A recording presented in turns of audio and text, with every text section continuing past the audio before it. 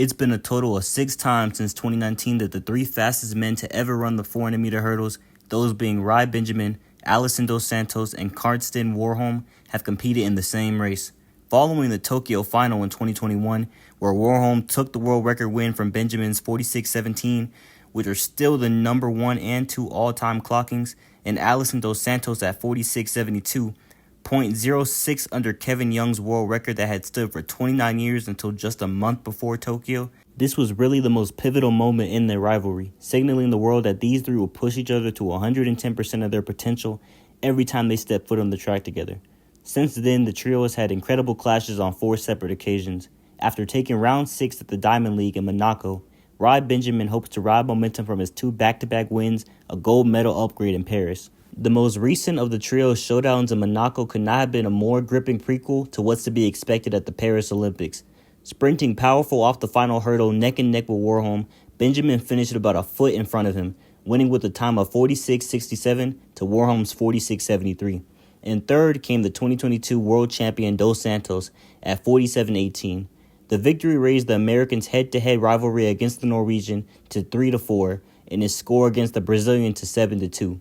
If everyone in every event in track pushed themselves to create these crazy-ass times that these 3 are doing to each other, track and field would have reached a whole new height. Like, we haven't really seen nobody push like that really since that fastest 100-meter of all time with Usain Bolt and Justin Gatlin and Johan and all of them in there. At the pre-Monaco press conference, Rai said, "I was talking to Karsten on the way here.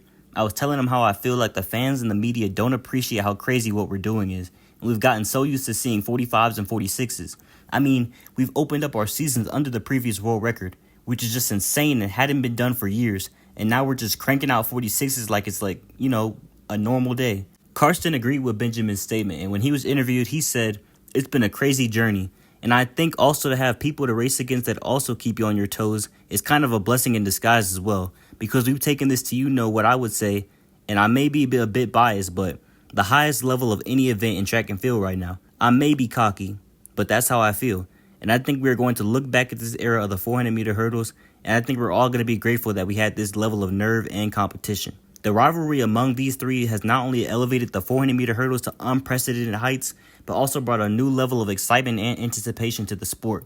Each race they run together is a testament to their incredible talent, dedication, and the fierce competition that drives them to constantly push their limits. The trio have transformed the 400-meter hurdles into one of the most thrilling events in track and field.